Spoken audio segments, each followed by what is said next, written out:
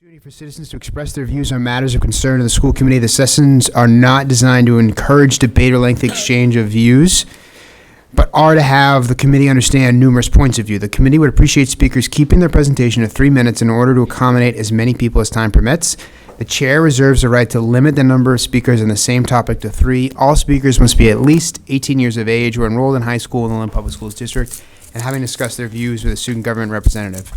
The chair reserves the right to rule the speaker out of order if he or she feels that the speaker's comments are personal in nature. If a speaker's comments are directed at a school committee member or member of school administration in attendance, that member, through the chair, may address the individual. The sessions will promptly commence 15 minutes prior to the start of the regular school committee meeting. And signed up, we have Lynn Santiago.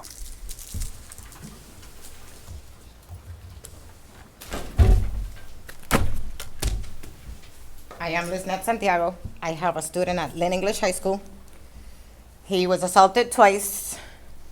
Surgery cost me $8,000. I'm unable to persecute because they want my son to point fingers, go in front of the judge, and this is a gang that's bothering other kids in school. I have a couple of letters and messages from other parents that I'm just gonna read so we could just get to the basics of what we're trying to achieve.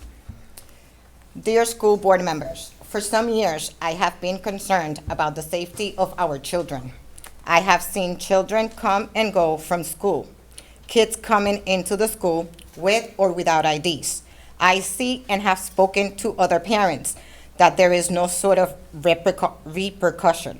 Children come in late and no detention is given or suspension. These children are going to continue this and never learn. This behavior will not prepare these children for their future. Now, I am wondering if there is a systemic problem. There has to be more stability and less of trying to be their friend. I have a lot of concerns. Was told a child that does not even go to the school was able to walk in the halls. This is big safety concerns and very serious. These children were sent to school trusting they will be safe and that it is not the case. I myself have graduated from Lynn English High School and cannot believe what I see and hear. The fights, the fact that kids can walk into a classroom and hang out and nothing done, but they are just asked to leave the room. Also, vaping in bathrooms and other kids feeling not safe to speak up, feeling like they will be targeted. Us parents are entrusting the principal and VPs to protect our children. Please, something needs to be done. Step up or step down and let someone else in and do the job. I know that the board encourages community engagement, so would you please include a copy of my letter and let the board's response in minutes of your next meeting. Thanks, Ingrid Guzman. I'm so sorry. English is an awful school, and I literally have walked in through unlocked doors. There with no issue. Kids are doing drugs and drinking all day at the school. It's scary. It starts with the superintendent. She needs to do more for the school. I have brought in progress report for my son. My son has not been in Lynn English building since January 31st, where my son had left English, and a 15-year-old student went into my car where my mom was the passenger, and this kid started kicking and punching the glass window of my mother's door. My son has an emotional disorder and is on an IEP. So the school psychologist said that this was a reaction to the emotional disorder. Still then, they all had me thinking my son was the most wanted and that he shouldn't be there. So I have my son in my house. He is lacking on socialization. He was just diagnosed with PTSD due to all these matters, and they don't stop bothering him. I have proof, and I have a bunch of sheets right here, handouts. I'll be happy to pass them along if you guys want to study the situation from beginning to end. And my son is a whole straight B student at home, tutoring at home, going to work and coming back home, and we're crossing the stage in 6 more weeks. So we killed you guys kindly. And that is all. Make the schools safer because they need to be. Thank you. And I have other parents who are supporting me as well. Thank you. Thank you. We appreciate you raising the concern and certainly will review. Is there anyone else wishing to speak at open mic? No one else signed up, but people can speak. Anyone for open mic? Last call for open mic. Oh, one quick second. One more thing. The guy that assaulted my car got shot 4 times. Being suspended for 90-odd days that they suspended him, he's still in the school grounds getting shot. So this means probably he's the troublemaker. Thank you. Last call for anyone else for open mic. All right, open mic is closed.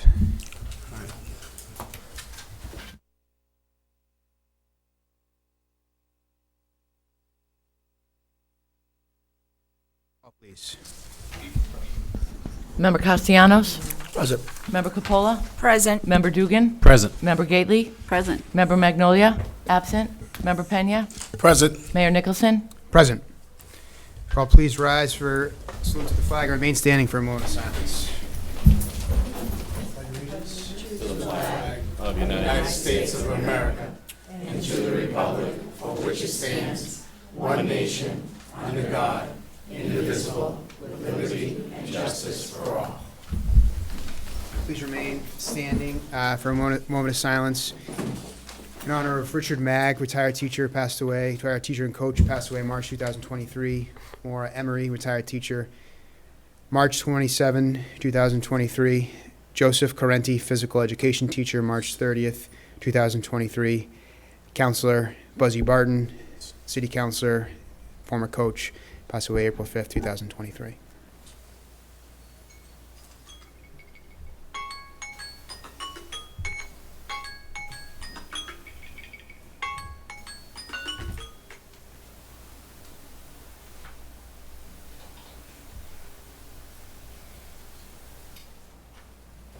Thank you.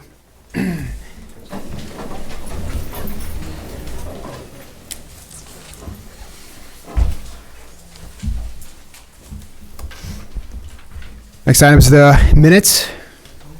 Make a motion that we approve the following minutes. Committee of the Whole meeting on March 30th, 2023. Building and Grounds Subcommittee on March 30th, 2023.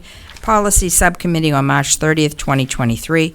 Personnel Subcommittee meeting on March 30th, 2023. 6 regular meeting on March 30th, 2023. And Policy Subcommittee on April 4th, 2023. Still moved. Is there a second? Second. Roll call, please. Member Castellanos? Yes. Member Capola? Yes. Member Dugan? Yes. Member Gately? Yes. Member Magnolia? Absent. Member Pena? Yes. Mayor Nicholson? Yes. Appointments? Yes, we have 2 school nurse appointments, James Carey and Lauren Wass, and I highly recommend that we appoint them. Is there a motion? So moved. Should we do separately or? Yeah, we should do separately. Okay, I'd like to put the name in for James Carey. And then second? Second. Roll call, please. Member Castellanos? James Carey. Member Capola? James Carey. Member Dugan? James Carey. Member Gately? James Carey. Member Magnolia? Absent. Member Pena? James Carey. Mayor Nicholson? James Carey. And the second name, Lauren Wass. Second. Roll call, please. Member Castellanos? Lauren Wass. Member Capola? Lauren Wass. Member Dugan? Lauren Wass. Member Gately? Lauren Wass. Member Magnolia? Absent. Member Pena? Lauren Wass. Mayor Nicholson? Lauren Wass.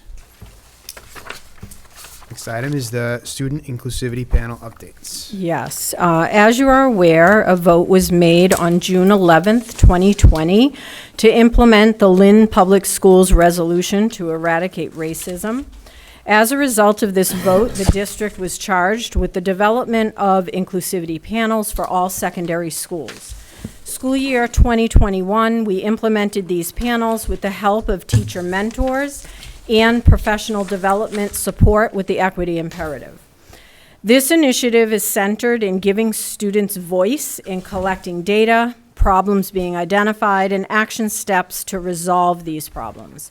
Our students and these mentors did such great work that we implemented lead mentors so that we could continue and sustain this work going forward.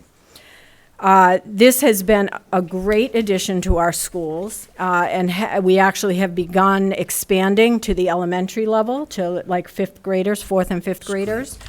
Our district lead mentors, and if you would stand when I say your name, please, you deserve it. Lisa Escalera, Aura Martinez, Samira Gilly, and Megan Qualters. Thank you very much for your work. School year 21-22, we continued this work with the support of these lead mentors and ended the school year with a student summit, allowing all of our panels to share their work with all stakeholders. Tonight, some of our students are here with their mentors, and they're here to update you on the work they've done this year, and so I'm going to turn it over to our students and our mentors.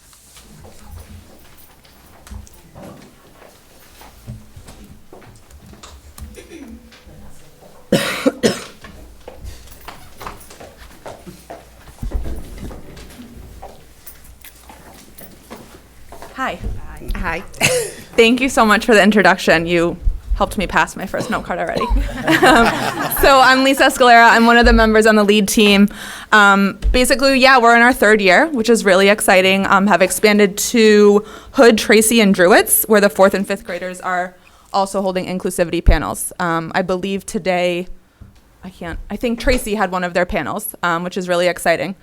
So today we're represented by a lot of different schools, different students. If everyone that's in inclusivity panel could stand, just so we can see everyone who's here, that would be great. And so this is just a small representation of who we have here, middle schools, high schools, and now the elementary schools. So you're gonna hear from us very briefly because inclusivity panels are about students and about their voice. So thank you. You guys can all stay.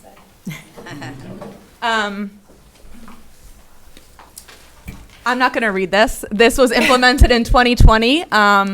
Many significant things happened. One of them being that students came here to the school committee and said they wanted to change. They wanted to eradicate racism. And what came out of this resolution was our inclusivity panels. And so just as a little background about what inclusivity panels are and how we sort of ground our work, Megan's going to give us a brief summary. So, Deputy Superintendent Ruggiero already sort of touched upon this. So the basis of their work is based off YPAR. That's been working with Equity Imperative, where it's Youth Participatory Action Research, which has a lot of different levels to it. And I think at the beginning, it was very surface, and now in the third year, we have dug a lot deeper into this sort of approach of them, again, socially grounding the principles of equity, where they conduct research to understand problems and advocate for change. So part of that, one of the biggest things that we focus on is developmental relationships with the students. And we sort of go through each element. One of the biggest ones that we have been focusing on is sharing power, to be able to give those students the voice that they need instead of us telling them what to do. And also a lot of this year with the mentors and the learning sessions we've dug a lot deeper using the Yell Handbook, which is another resource from YPAR, where the mentors have been working with the students to continue, and we've made like a lot of progress, and I'm very excited to hand it over to them to let you know what's going on. Okay. So first up, we have Fecto Leary. Bless you. It was a really nice day today, so I think maybe some people found their way to the park. But this is a slide that was put in by Fecto Leary. And so here's some of the students with their merch. That's a big thing. I was just trying to see if it said inclusivity leader. So here's some stuff, picture from Fecto Leary.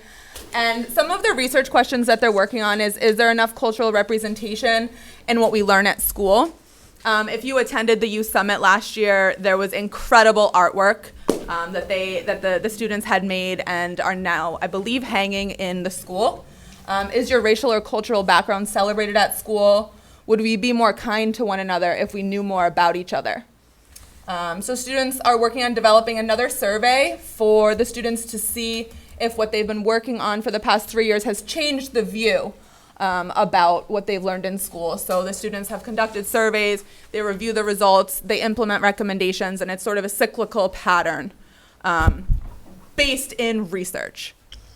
They want to update the curriculum to learn about their own cultural and racial backgrounds.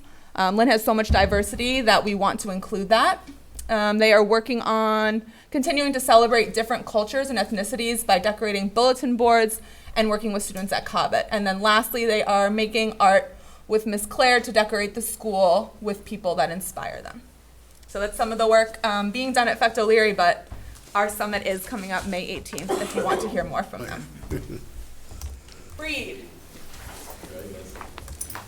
Come on, guys. They're the most active guys. Make sure you use the microphone so we can hear you. Yes, speak it to them. I'd like to thank everyone for coming here, and some of the things that the Breed inclusivity leaders were able to achieve during this year were assist in 6th grade orientations and open houses. Speak it to the mic. Feel free to sit too if you want. Yeah. Gained a seat on the interview panel for prospective faculty for Breed Middle School, allowing student leaders to represent the student body.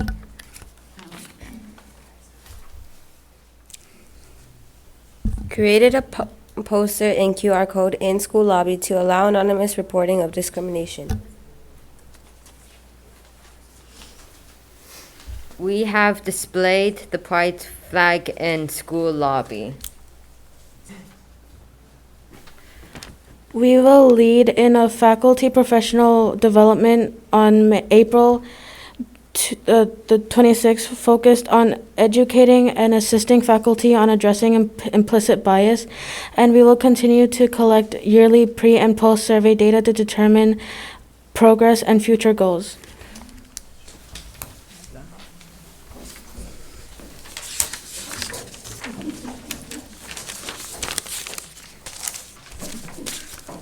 Marshall. We were supposed to have a couple more kids from Marshall, but they couldn't get rides, so. So hello everyone, my name is Genesis Castor and it's an honor to be in front of you guys today. As Ms. Coulter said, a lot of our other members couldn't be here today, but here I am to share what we've done this year. So we started off by introducing a couple topics that we saw were common, I wouldn't say problems, but more issues that we have in our school.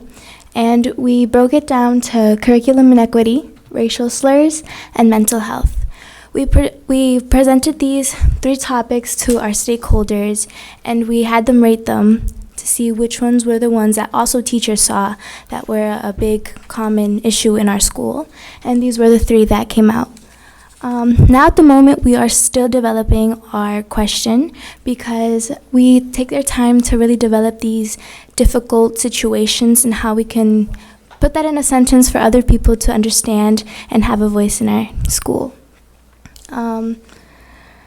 We found out these 3 topics by using our basic 5 whys. We started breaking down each and every question, like, why is there curriculum inequity? Why is there racial slurs in our school? Why is mental health such a big thing? And that's how we're starting to develop our question.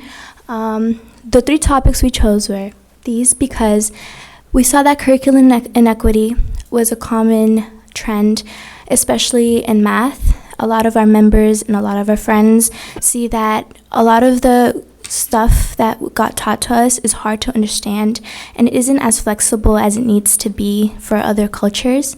We saw that when going home to do homework, our parents couldn't help us because it's not what they know and they can't understand the curriculum. Racial slurs, a common thing. I think you all understand why. In our schools, unfortunately, a lot of racial slurs are being used without being educated about them, which also connects to curriculum inequity because a lot of our students aren't educated on why or what these racial slurs mean, and they use it freely. And lastly, mental health. I see you can all wrap this up into one because a lot of our students are being overwhelmed with being scared to reach out for help. And mental health is a big thing, especially in teens when you're figuring out what do you want to do with your life and how you're going to do it and how you're going to get there. And it's really hard to reach out and say and ask for help. And so we found the common trend in all of these 3 topics, and we thought that instead of just choosing one, why not have all 3 incorporated into one? So this is what we have for now, and we're still developing our question, so please reach out if you guys want to see our fully developed questions. If you have any questions, please reach out. Thank you. Thank you, Genesis. Good job. Be a teacher. Take your job. All right. Cooley High. Go Framingham State. Cooley High. Hi, my name is Jocelyn. I'm a senior at Lynn Classical. Hi, my name is Estrami. I'm also a senior at Lynn Classical. In our inclusivity panel, after analyzing our survey results, the biggest issue that our students were experiencing was feeling like there was no one to report racist or sexist behavior. Students were not sure who to go to for support after an incident. We decided to create a reporting structure for students to report what has happened and receive support. Additionally, this will create a structure for consequences to be equal across the school. So our 3 top priorities are creating a QR code for students to use to report certain incidents, collaborating with the administration, the RAM Center, and the Equity Panel to make certain guidelines and things to help our school, and prioritizing reaching out and building relationships with LCHS stakeholders so that everyone feels protected and safe and no one feels left out in any kind of circumstance. Thank you. Thank you. Thank you. Thank you. Thank you. Thank you.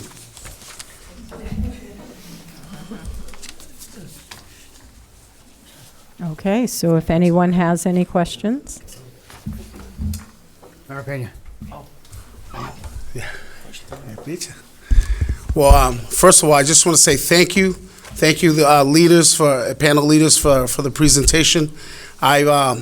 I know many of you from the Zoom calls and being on the presentation, and it's amazing, you know. Being someone who came up in the school system, like just last week, I was looking at some school pictures, and I think you could count probably a couple, you know, 2 or 3 possibly people of color, and things have changed drastically in our school system.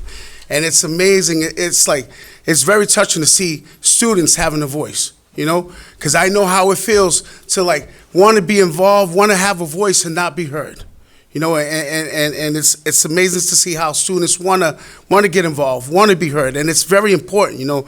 We're coming off of a pandemic that exposed a lot of inequities in our system. You know, and you have every right to talk about these inequities because that's what was exposed, you know. And as a parent myself, you know, it touches me to see kids being able to express their feelings and its emotion, and it's very, very important. You know, we talk about mental health. It doesn't make you weak to ask for help, and I applaud you for asking for help. You know, and just be able to raise your voices. That means so much to me. You know. I applaud you. I'm a big supporter of this. Thank you to the leaders who are encouraging our students, and that's what we need.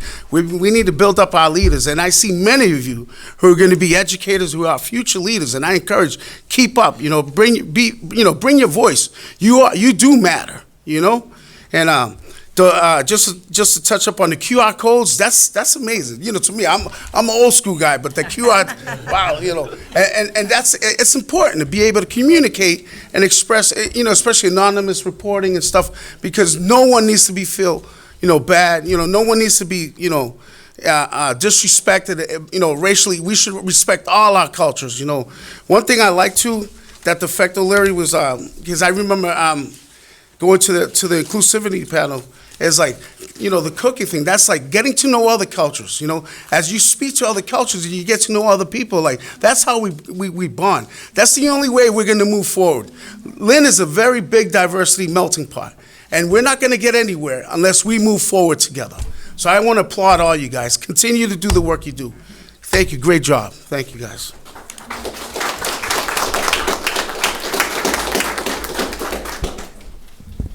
Member Castellanos. First off, I want to get another round of applause for the students and everyone here, the mentors. Wonderful job. It's inspiring, honestly. It's always a pleasure to hear student voice. It's refreshing. It's the reason why I signed up for this job. It's just this is the people seat, really. You guys keep me fueled up, and I really appreciate all the thought and all the work that was put into that resolution, because believe it or not, I'm pretty old too, and I was part of that process. And to see the resolution at that time, there was emotional hooks to it. It was a time in our world where there was a lot of trauma, a lot of pain going on, and a lot of pain creates opportunities, though, let me tell you. In this city, Lynn, Massachusetts, our students and the people, the staff that are out there on the front lines know how to set the tone, and I'm very grateful to be even part of the conversation. And to see it to come fruition, it's a real blessing, because a lot of time, a lot of people, we're in office, right, we get to see these big ideas, and the implementation sometimes it doesn't pan out the way you expect it, but this is, I'm blown away. The data-driven process that you're using with YPAR, I appreciate that. Very robust planning system that you guys have. It's important to also recognize, I believe, Genesis. Genesis, could you come up here, please? I gotta talk to you, because I just can't believe how amazing and how much of a impact you've had on me by 2 minutes of you speaking and presenting. And I can't tell you how important that third topic, when you said no one should be scared to reach out for help, that rattled me. That hit me so deeply, and you should be so proud to talk about these topics. These very, very top topics are impacting so many in silence. And to bring awareness and to use your voice is something that is so important and precious, and it keeps me committed. And to hear you do that made my day. And this has been a hard week for a lot of people in this city. So thank you. Thank you.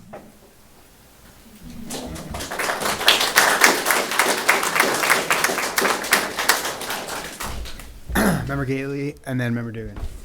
Oh, I wanted you to stay up. You gotta come back up. I was hoping he'd call me faster. I'm just here for morals. Several of you. First of all, I appreciate your input.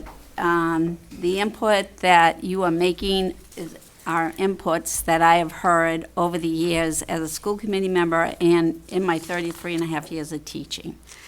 When I first got on the committee, the curriculum in equity, especially in math, and the fact that you go home and you cannot do your homework because your parents don't understand our curriculum, because the curriculums have changed so much over the years. I applaud you, because I've been saying that for years, okay? What we need in our district is we need to have someone, a place for you to go after school to have some support with the homework that you're getting so that you can succeed. And that's a little gap, and we have new people coming in, and we are going to resolve that. But thank you for bringing it up again, because sometimes you feel like you're beating beating your drum, it's not going anywhere. So I was very, very happy to see that. Classical, thank you. Classical. You're all set. Classical. Safety inside and outside of the school is a huge issue, and I've been hearing that for quite a while.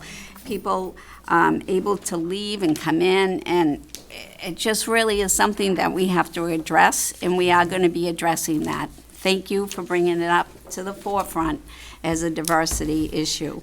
There was something, hold on, Bree, just somewhere in here. Breed's awesome. I wrote something.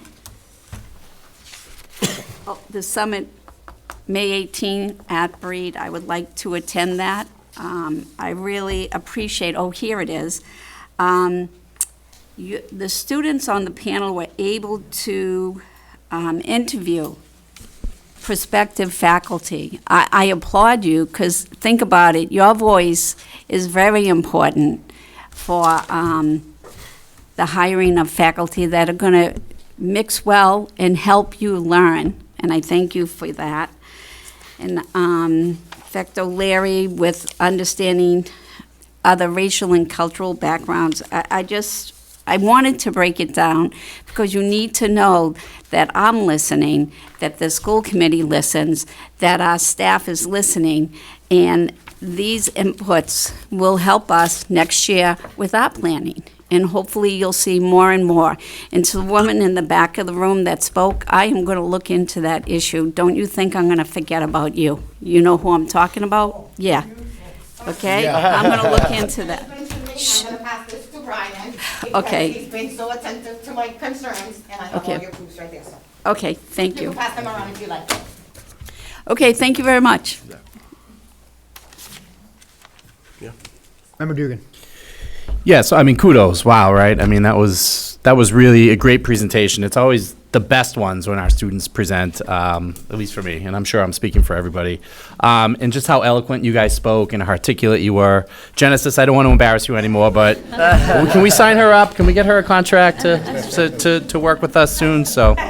But for all of you, that was really great. The part I liked the most was that we're getting into the elementary schools now, which is good recruitment for, because we have a couple seniors here. So, we got to pass the torch, right, to our younger generation and our younger kids. So I think it's great you guys are getting in the elementary schools with the 4th and 5th graders and working with them and letting them know what you guys are up to and the importance of the work you're doing. So just keep it going. Keep your student voice loud and strong. And thank you for everything you're doing. Member Dugan, can I let you know, or actually all members, it was Breed who brought that elementary recommendation forward. Thank you. Yeah, that's a really good one. And again, to expand on what Member Gately said, just being on a hiring committee as well, that's awesome. To experience the rapport you'll have with that faculty member, that's such an important thing for a teacher and a student to have. And then PD with your faculty too. I'm sure they're actually, being a teacher myself, if a student came to me with PD, I'm going to be thrilled, That's not going to be a snooze fest. That's going to be a good one. So thank you. I have one more question. How many were on the panels that worked on it? So we have 7 different panels for each Yeah. school, so I don't know, it varies per school.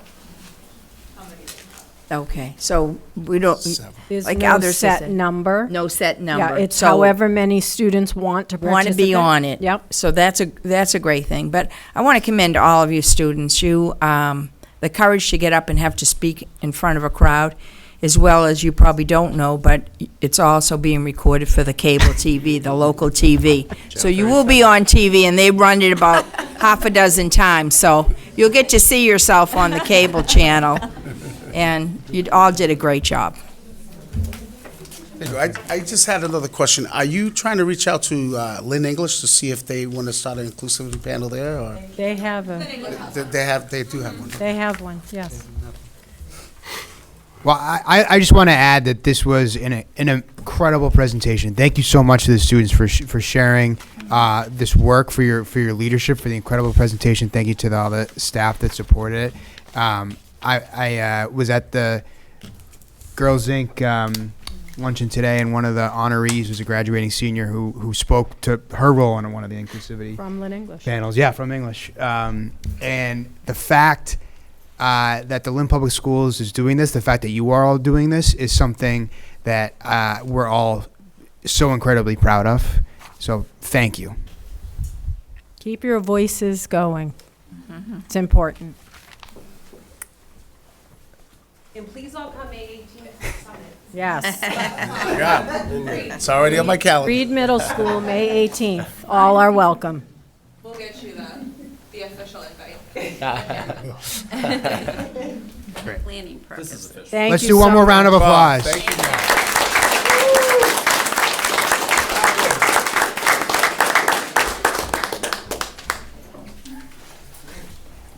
Inclusivity panel members also have homework, so I understand if you need to leave for the rest of the agenda. Yeah.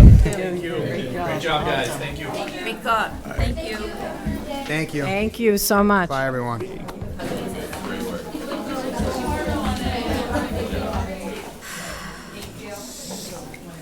You're late. Enjoy the beautiful weather. Oh, we lost the crowd. Poor Lost the crowd. Allison. Could've Poor missed that. Allison, you lost the crowd. Yep. No pressure. Next item are curriculum updates for ELA. Yeah, so we have Allison Mosho Hamilton, who, as you know, we've been updating you on curriculum throughout this year. And so Allison is here to share her work and the expansion into grades 11 and 12.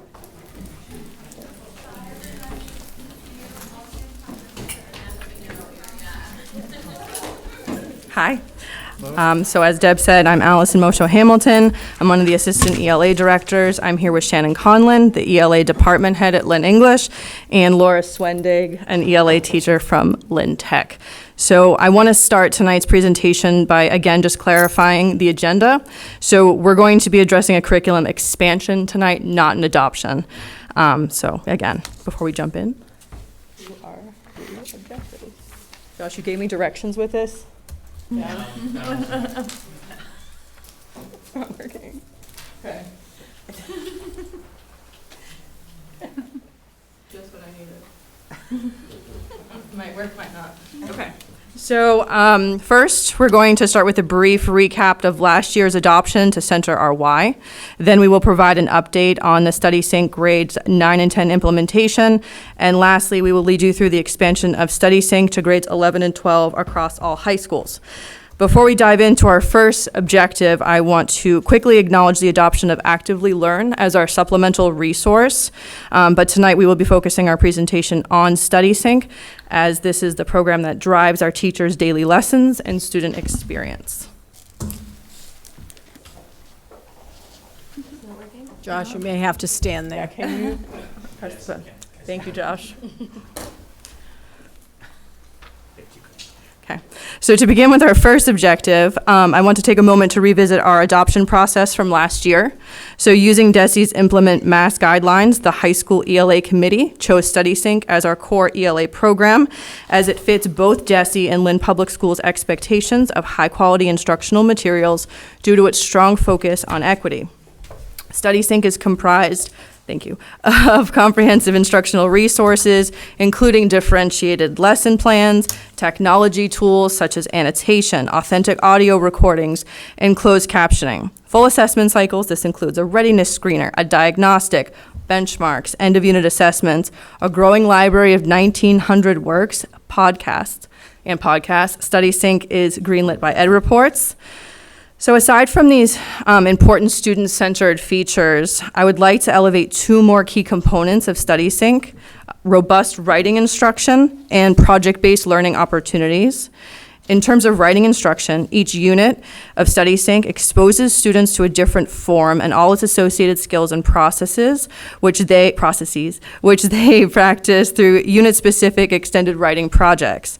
There are also writing activities embedded into each unit, from close read writing prompts, self-selected writing responses, writer's notebook activities, blast responses, and other short writing activities that explore different aspects of the writing process, giving students real opportunities to hone their skills.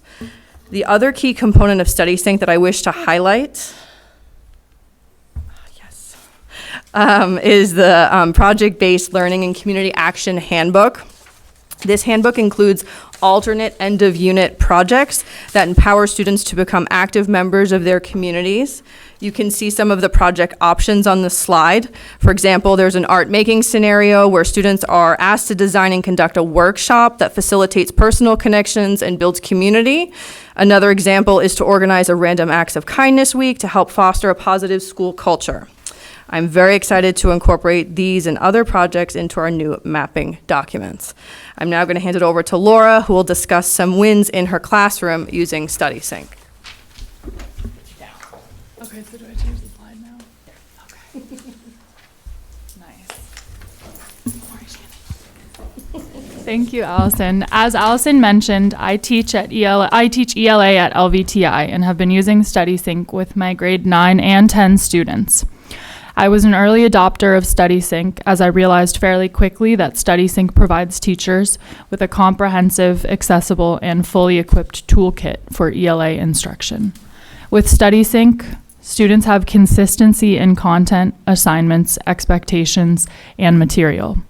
And as we know, consistency for students is key. In the pictures, these are from my classroom. You can see an activity that I did with my 10th grade students, which was inspired by one of the pre-reading activities offered in StudySync. I displayed articles from the United States Declaration on the Rights of Indigenous People around the room. Using the Notice and Wonder protocol, students circled the classroom and wrote their reactions to the documents on Post-its. The Notice and Wonder protocol promotes a low-risk environment by encouraging students to take chances and share their initial thoughts. In using this activity, my students were engaged in all 4 domains of academic discourse, which promotes critical thinking and reflects our student learning goal. StudySync's variety of texts, resources, and paired offerings supports teachers as they work to create optimal learning experiences, as well as students who are expected to engage with complex material. I have included a paragraph frame with a word bank. Oh, sorry. My bad. From a teacher's standpoint, one of the best and most important features of StudySync is flexibility. StudySync provides entry points for all our students, especially most marginalized students. I can easily differentiate assignments. As you can see on the slides, in the gradebook, you can set an ML's language proficiency level, which mirrors WIDA levels, and appropriate supports will appear for every activity.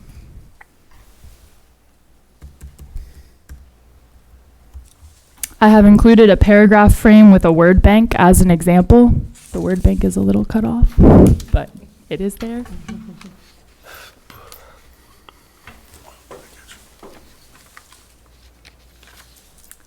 Additionally, you can assign a student's native language so that authentic language summaries and audio appear as support. The same idea holds true for our special education students.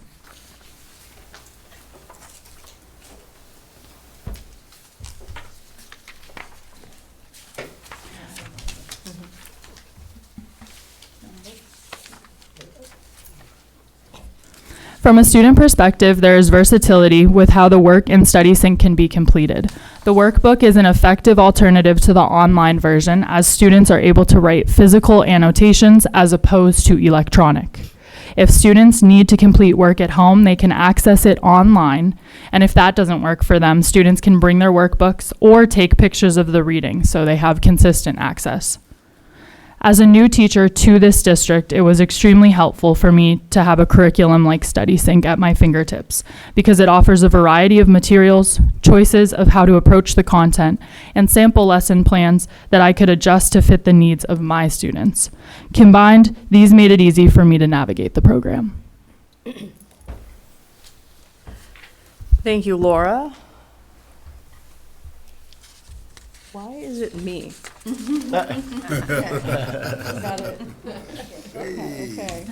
Okay. So thank you, Laura. While we have seen classroom success using StudySync, as Laura noted, which is awesome, there is nevertheless room for improvement.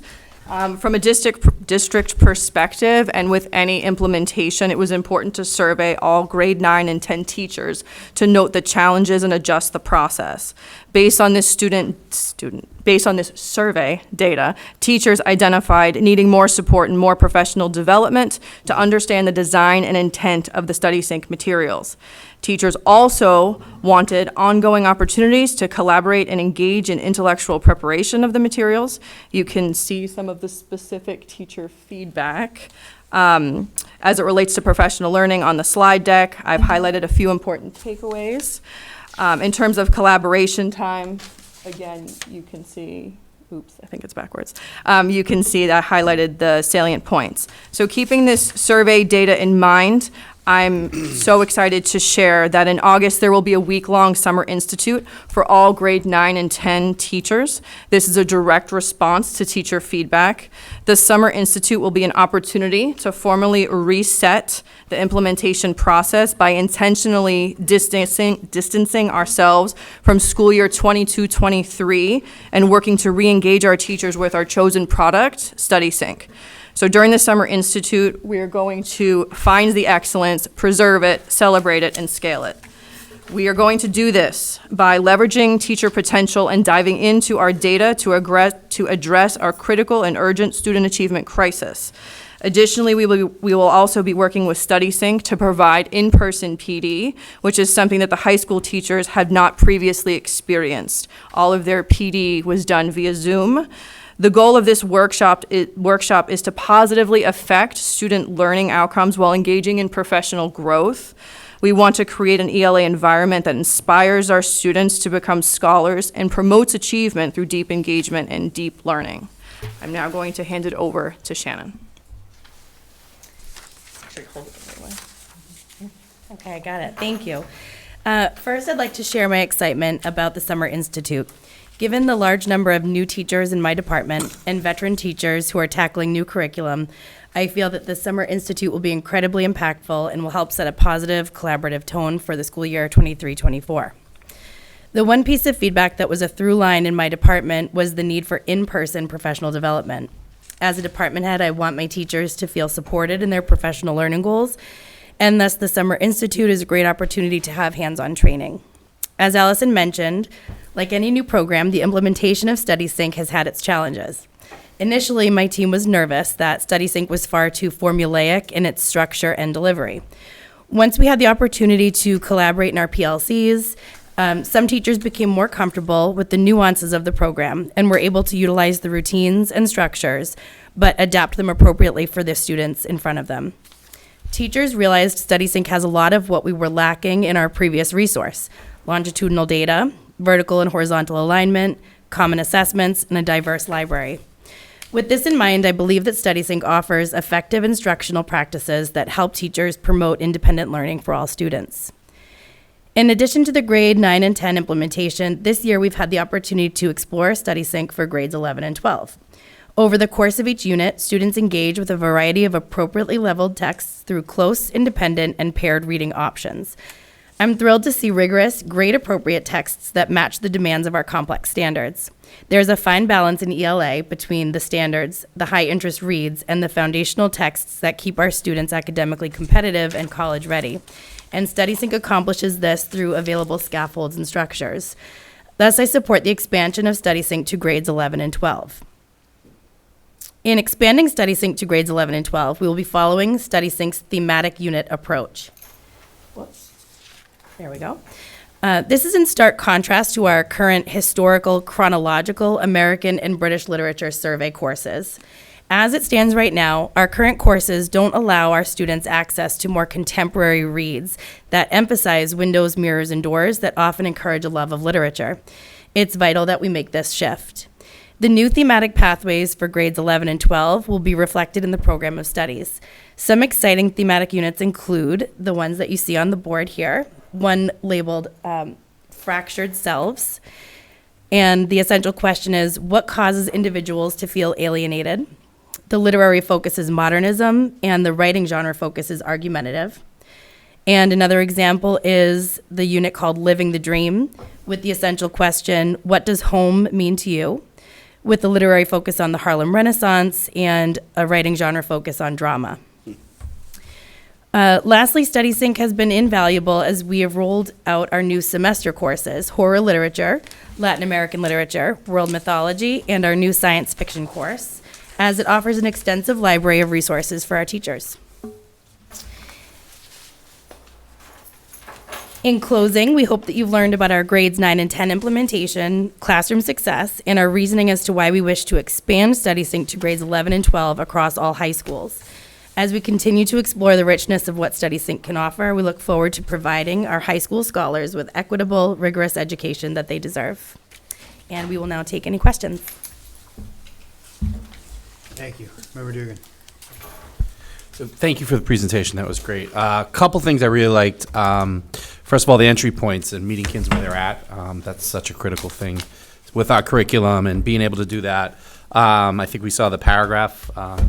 But I remember my SEI endorsement class where that was a really big part of what you need to do to help students along. The other part is the collaboration with teachers and other educators. Awesome. But my favorite thing was the room for improvement.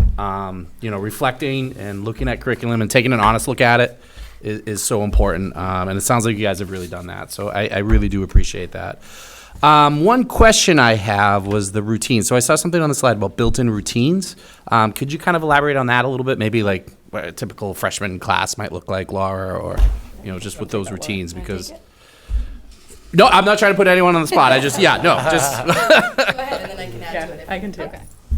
So StudySync has been really, really great as like a rollout tool this year. I think that besides the little bit of challenging at the beginning, I've had a really, really successful time with the utilization of it. And for me, I felt lucky too, because as a new person coming into the district, I don't have a lot of things that I was so used to doing. Right. And so I kind of got to bring a blank slate to it, which has been really beneficial.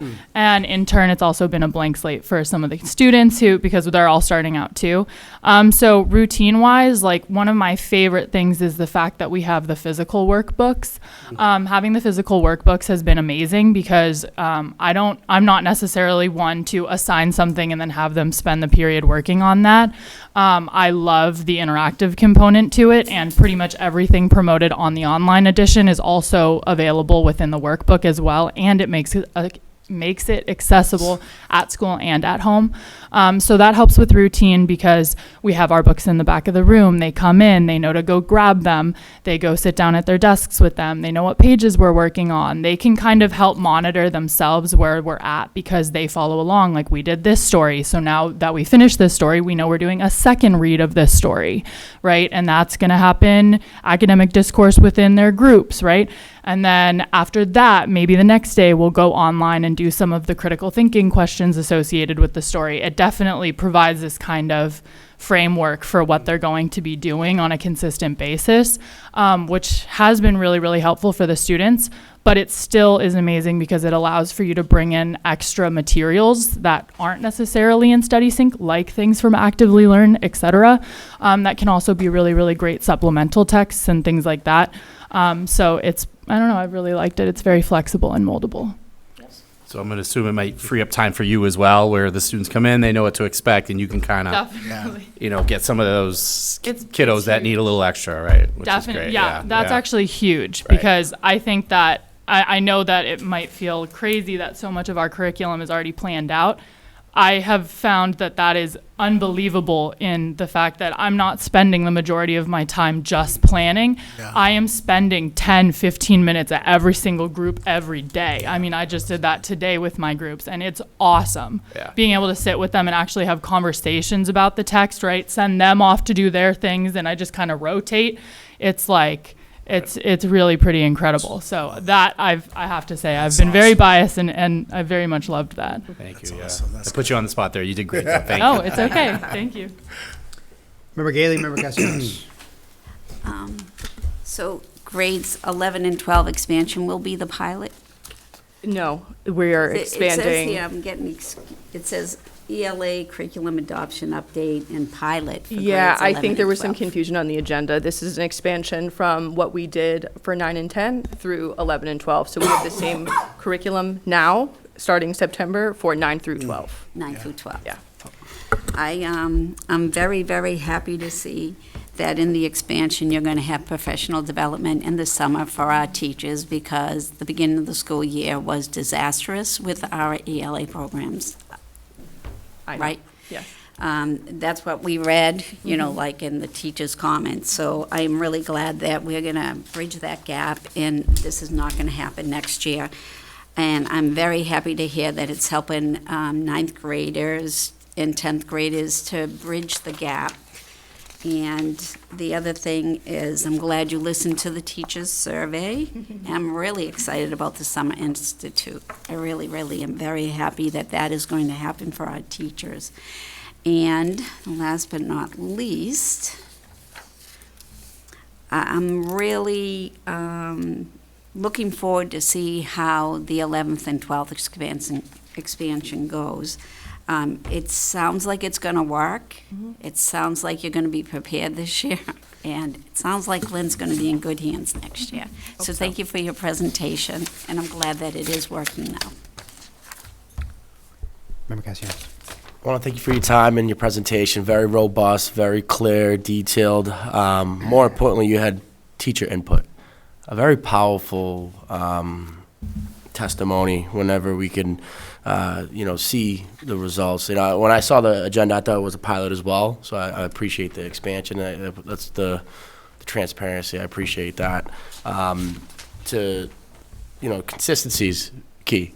Especially, you drilled it. You're driving it. I look forward to seeing the results. The Institute for the Summer Institute, I really appreciate you giving the time to digest this curriculum. I think you guys have actually, there's been many improvements within our realm. We're also still getting through a pandemic, and I think folks are still pivoting. There's pivots that are happening, and I do appreciate your department's, your team's efforts to address challenges, both student and at the staff level, and also the city. You know, we appreciate that, and I wish the best. I'll be watching and supporting. Hopefully, we win. You know, that's the goal, right? Student achievement. So I appreciate you guys. Thank you. Thank you. Thank you so much for the presentation. We really appreciate it. Thank you, ladies. Great update. Thank you. Thank you very much. Keep up the good work. Thank you for all your work. Awesome. I actually walked in on your presentation the other day. That was me that came in. I think I walked into you guys' prelims. Oh, yeah. Yeah. I was like, wait, oh, whoops. Yeah, that was when I was walked in. Yeah, I was like, wait, I don't think we're meeting here. Next items are field trip requests. So recommendation to the superintendent. Yes, so the first field trip request is Breed Middle School, grade 8 to Canopy Lake on June 9th, and I highly recommend. So moved. Second. All in favor? Aye. Opposed? Ayes have it. Second request is LVTI Discovery Academy, grade 8 again, to Canopy Lake again, and I highly recommend. So moved. Second. All in favor? Aye. Opposed? Ayes have it. The third, we're going to actually put on hold and bring back in the next meeting. There was information that was not included on this form that needs to be on this form before we approve it. So we're not saying no, but it will be brought back at the next meeting for approval. So we're just going to hold on it for now. Okay. Thank you. Next item is the proposed diversity, equity, inclusion position. Member Castellanos. I'm actually going to start. So Member Castellanos approached the district on the development of a job description for a DEI position to potentially be added to the 23-24 budget.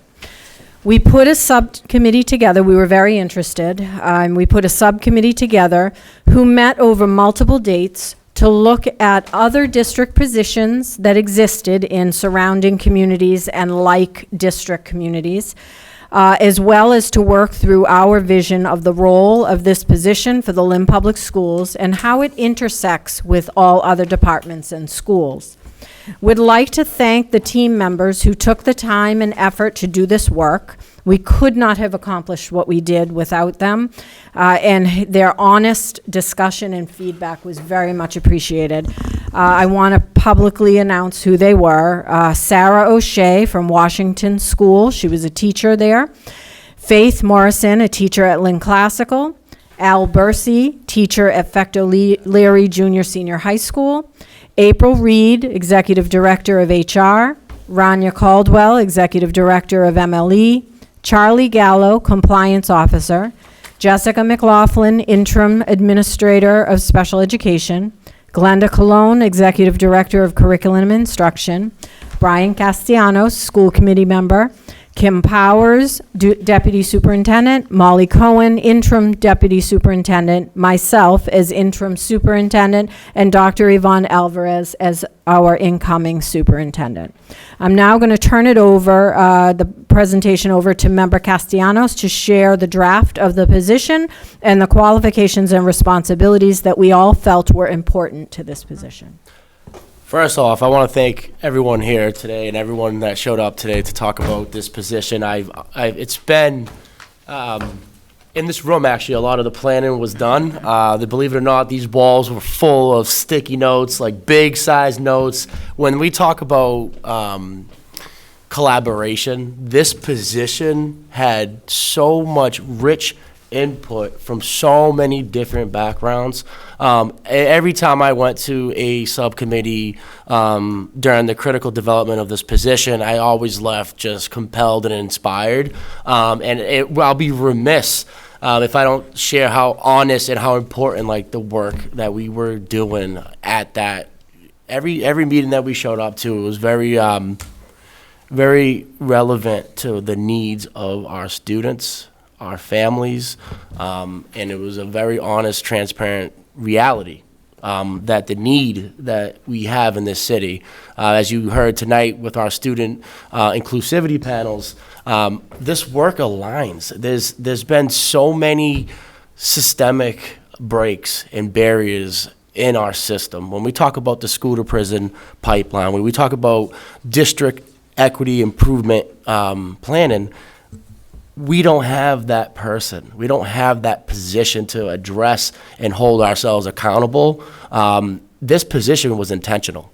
That's something that I always left, feeling like I wanted this position. We need this position to be intentional. And throughout the process, we had to be very accountable with us as a district. And the folks at the table putting this together were very accountable and held the truth to how we develop this position.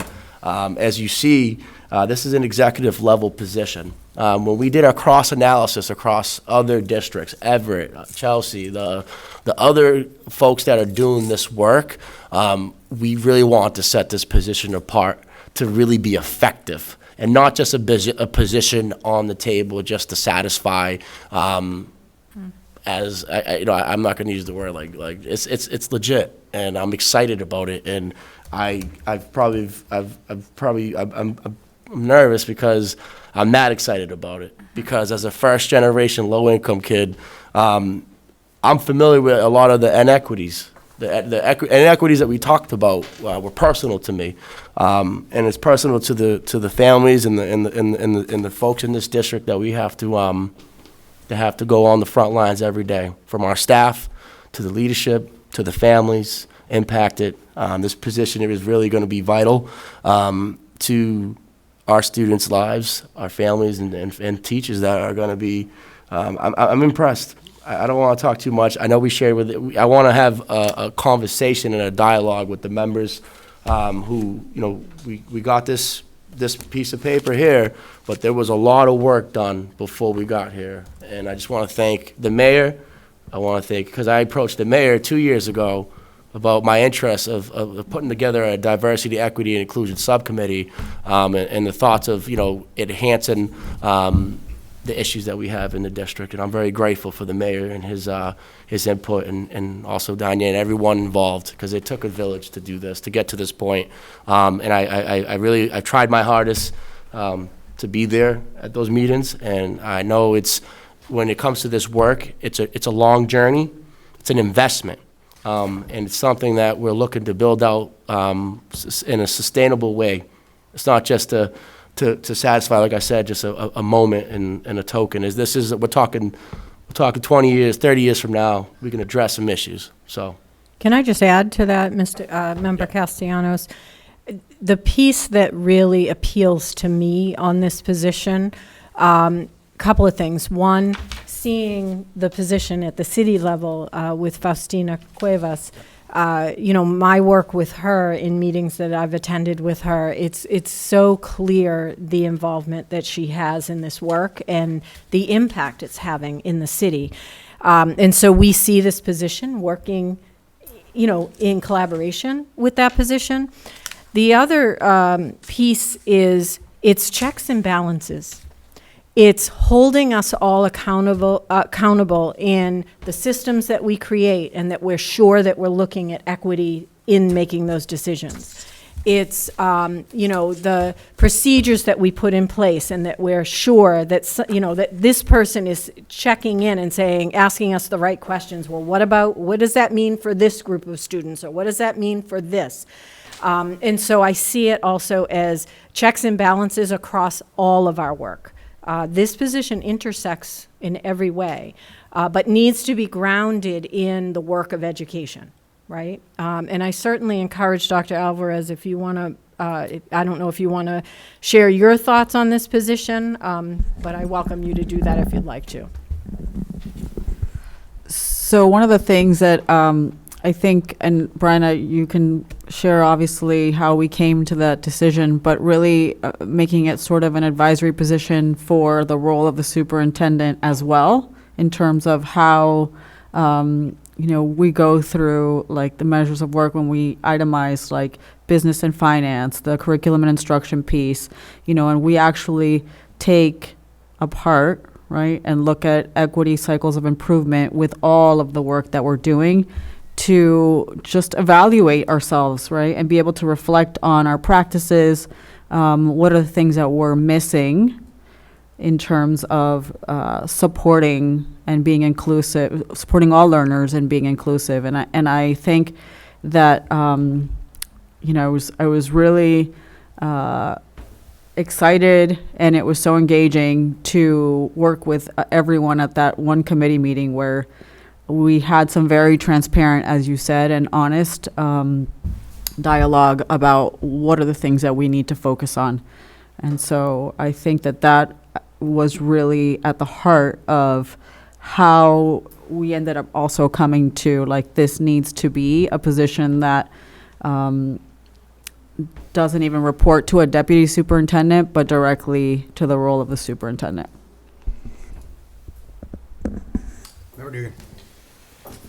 Yeah, sure. Thank you. I thank all of you for this. So often we say the word equity, we leave our meetings, and it's a word. This makes it more than a word, so I do appreciate that.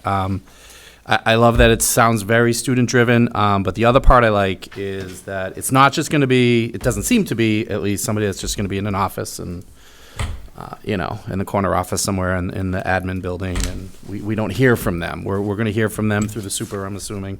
And so I'm excited about this. I think this is great. My one question, this will be a budgeted position, so I got to That's the money what talk, we are sorry, but looking this to. would be Yes, a budgeted position? we would be putting this in the budget. Okay. Would there be, are there grants available for something like this moving forward, or, is this something we could look into? We can look into that. Not to take away from it at all, but I'm just, yeah. Kevin, I'm going to go to you. I'm not sure if once you're funding something in appropriations, can you then? No, that's only if you're using a federal grant at that point. If you go out and solicit private grants or anything, it doesn't matter. And the other thing is I question what message are we sending if it's not part of our, consistent budget year to year. Yeah, absolutely. It needed to be asked, though. I appreciate the answer. I appreciate Thank you you. asking. Yeah. Member Gailey. So I'm glad that Dr. Alvarez was part of this. I read through this. I read the day before I come in. I read it, so it's fresh in my mind. I was really impressed. I have also had to reach out to Faustina about certain things, and it was really nice to have someone to call. It was especially nice to call up somebody and say, I don't understand this, and she says, I know your heart, and this is what you want to reflect on. And I have done that with her advice. So I'm glad we'll have someone on the school side that I will be able to pick up the phone and they will understand what I mean. So it's because sometimes I may not sound like I mean something. It sounds not as good. But I would like to know, when is it going to be posted, who does interviewings, and who will be hiring this position? So should you approve this? Yep. We would like to post it right away with language that says contingent upon budget approval, right? Because certainly the budget has to be approved in order to have it, right? But we don't want to miss out on potential applicants that might be interested. It would be posted for 30 days. We would have a committee like we do for principals or any other executive director level positions. But we would not interview, I don't believe, until after. I mean, I don't know. I think the budget has to be approved before we can do the interview, but we would like to post it, if it gets approved, we'd like to post it to get applicants ahead of time, so that we can move as soon as that happens. Yes. Well, why I asked that question was I would like the person to be hired and start with Dr. Alvarez. Correct. Dr. Alvarez has the last final say, so that she's working with this person directly. That's what I was just I am making sure. 100% on board with that. Thank you. So, okay, that's basically my questions. I didn't ask about the salary. It didn't come up.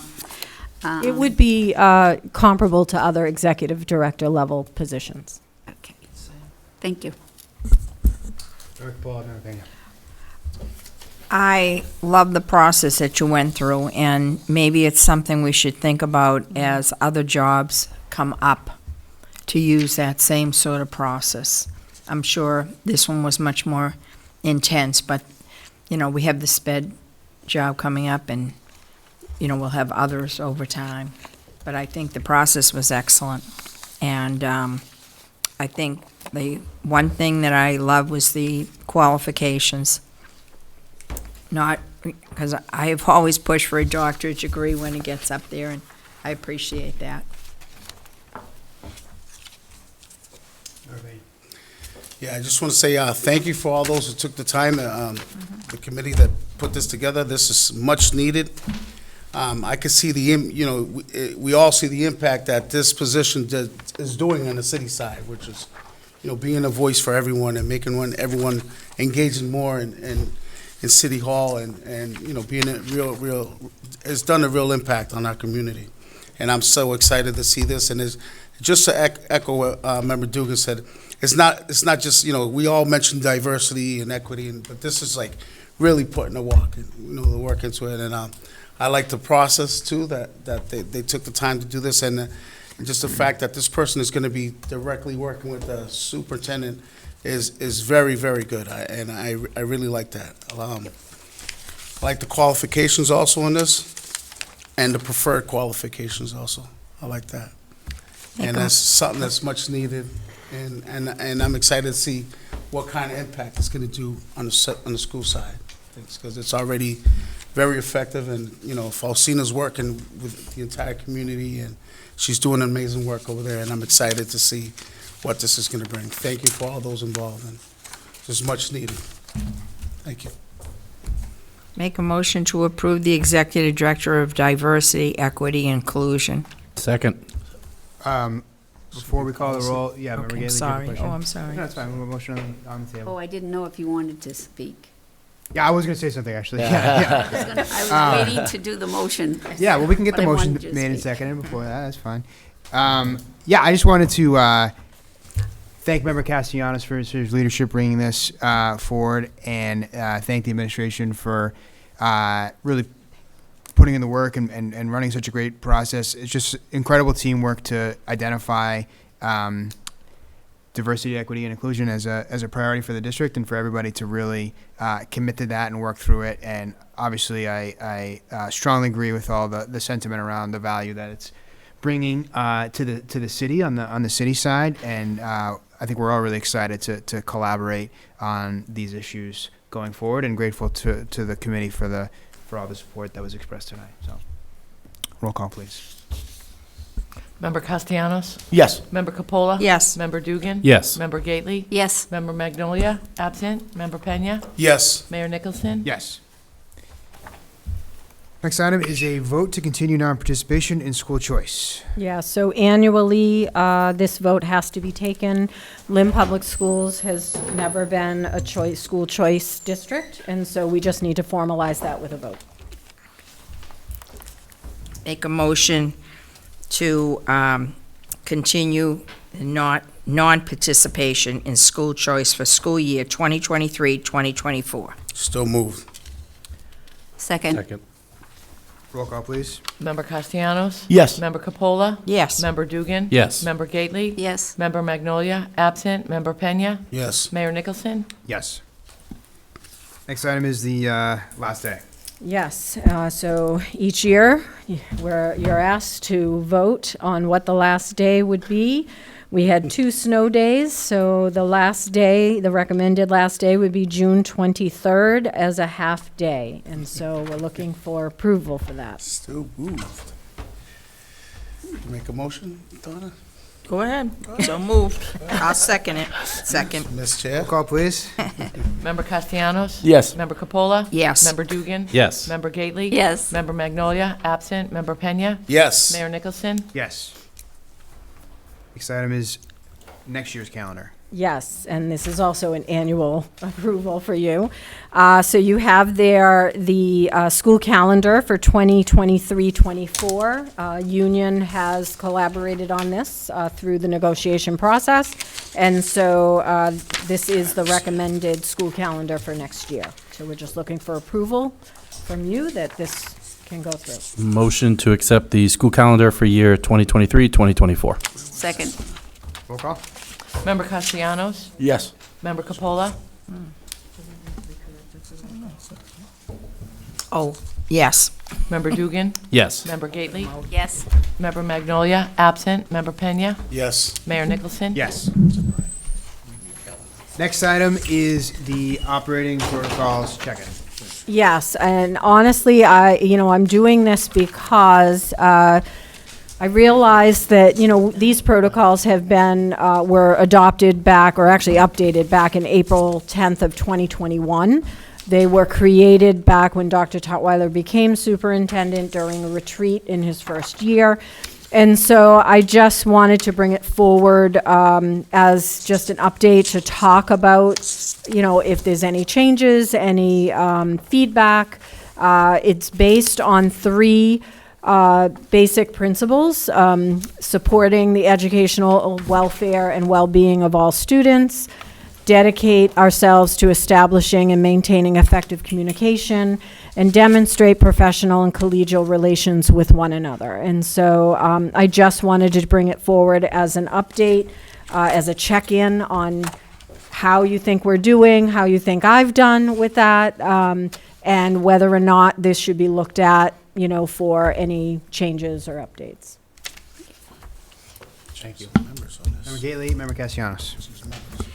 I would like to we wrote these during a retreat.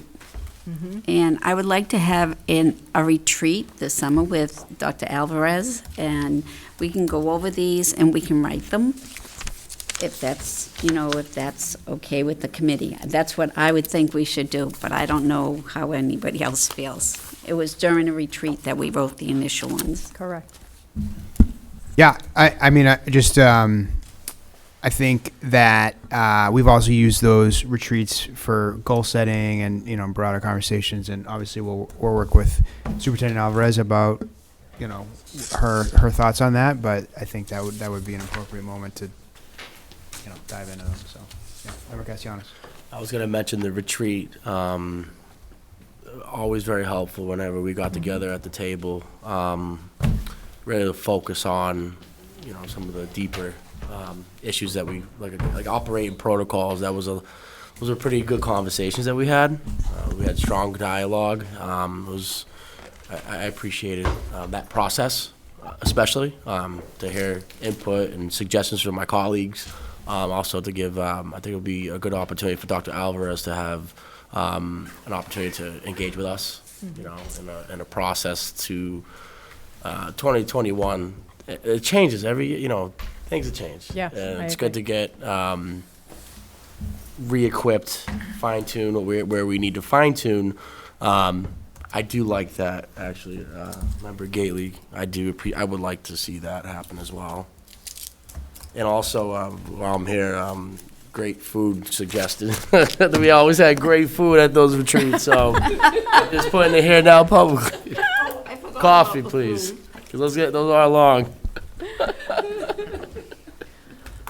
I forgot about the food. Yeah. Keeps me seated.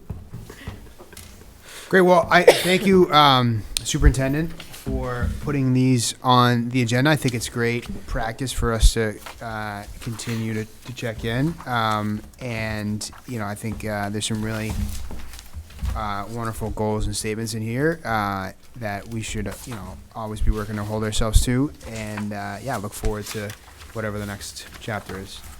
Mayor Nicholson, just for the record, for Section 8, new business, item E, if we could make a correction for the record to 23-24 calendar. Yeah.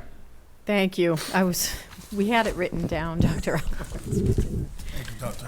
Thank you. Thank you for doing this. Thank you.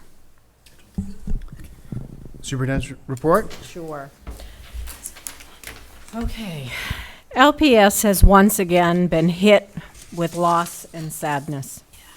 As a community, we are mourning the loss of two of our own. Last week, we supported the family of one of our educators. This loss impacted us all, but certainly on a deeper level for Breed and Classical. Our hearts continue to be heavy around this loss. Tomorrow, we will, as a community, pay our respect to City Council Vice President Buzzy Barton. His impact on our community has been so great that it's difficult to put into words. He has given so much of his life to our community as a first responder and as an elected official. Our students have always been a priority to him, and he has often spoken on behalf of them in his work. It is said that a life so beautifully lived deserves to be beautifully remembered. Tomorrow and Saturday will be an opportunity for all of us to remember Buzzy and celebrate the impactful and beautifully lived life he has had.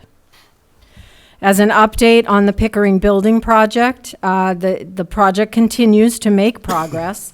A design update community forum was held by Left Field and Raymond Design Associates in collaboration with the Mayor's Office and Lynn Public Schools. The forum reviewed design progress for the new Pickering Middle School. All participants had the opportunity to share their thoughts about the design and siting options presented, and were able to provide feedback on a preferred option for the school.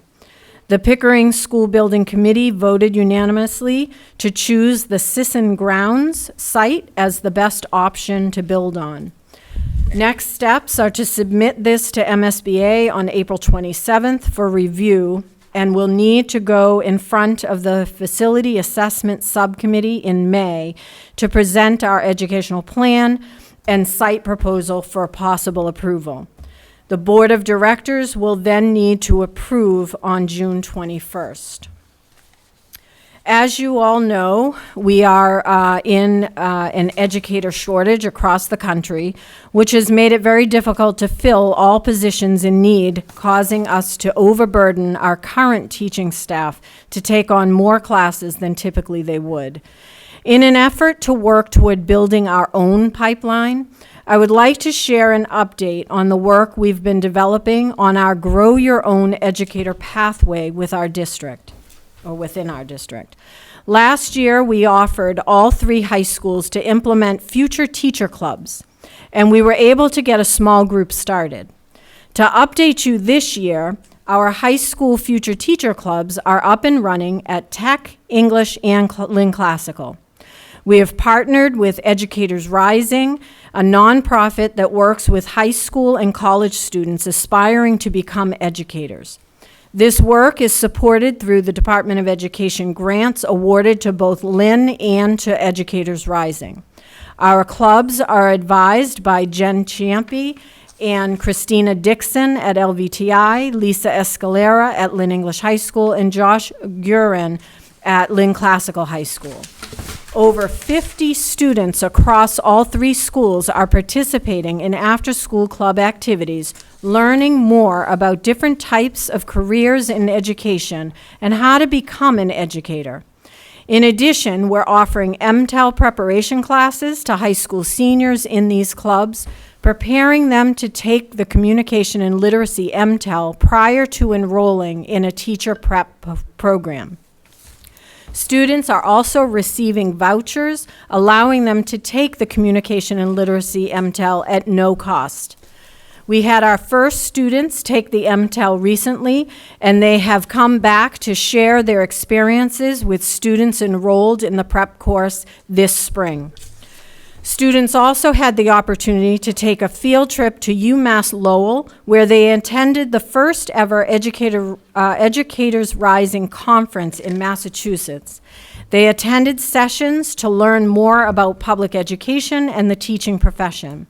They also got to go on a campus tour and meet with admissions counselors to learn more about the college admissions process. And I'm going to pause there because these shirts is what they wore, and it says from Lynn, for Lynn, future teacher, Lynn teachers. And so they were identified clearly that they were from Lynn, and they were future possible educators for us. Some of our Lynn Vocational Technical Institute students enrolled in the Early Childhood and Care program are working in early childhood classrooms right here in the Lynn Public Schools this year, working with LPS teachers to learn more about the role of a teacher and even running their own small groups during center time. There are over 40 juniors and seniors working in dual language and special education classrooms. We are so excited about the opportunity to share more about careers in public education and support their future goals to become educators.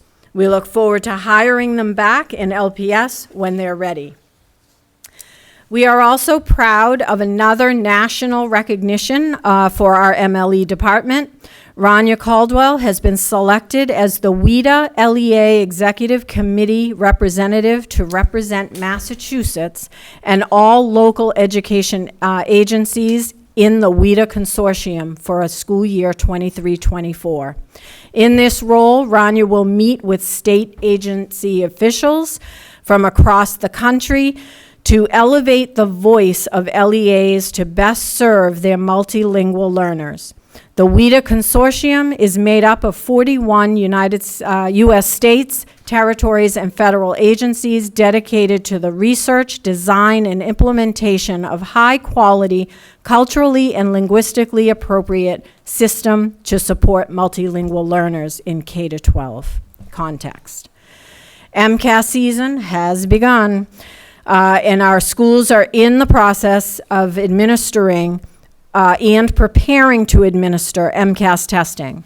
A great deal of time and effort and planning goes into the testing administration from every angle: school, district, families, and of course the students as the most important component of this process. Our schools continue to do a wonderful job supporting our students through these high-stakes testing. We are hopeful to see improved results.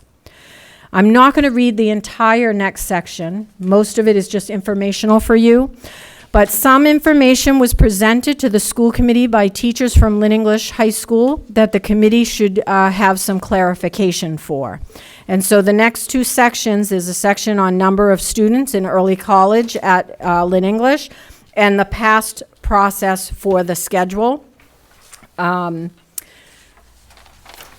As you are aware, we have experienced many disruptive transitions over the last few years.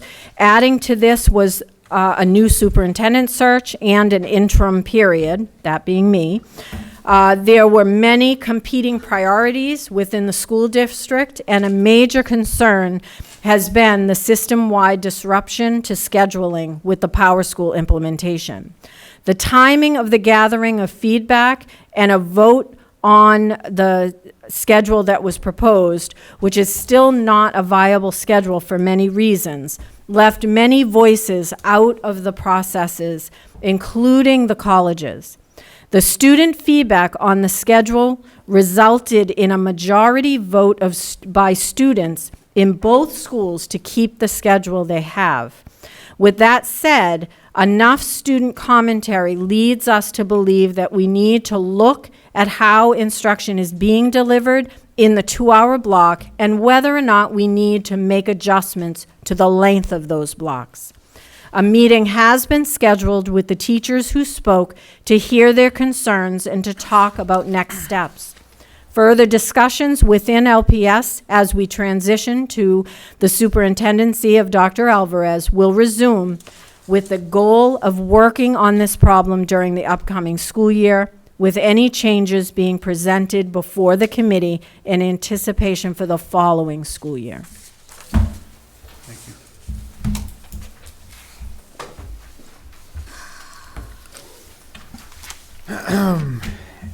That concludes the formal agenda.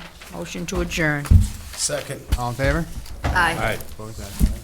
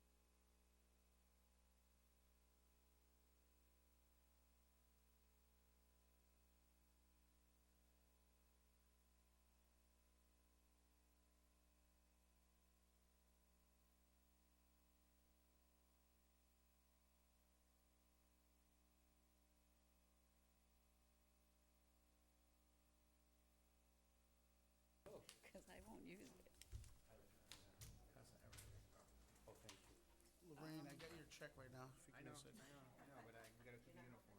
Yeah, I know. It was 25, right, Eric? 25 for Yeah. the classical baseball thing. Yeah. Went up $5. It went up $5. But you know what? This is a really good thing.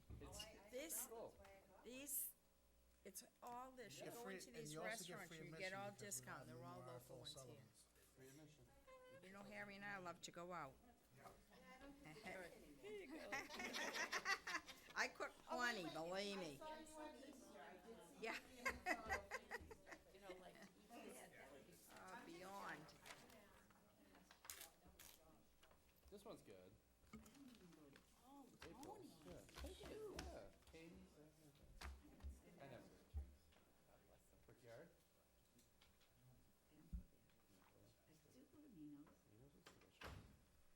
April's is so nice.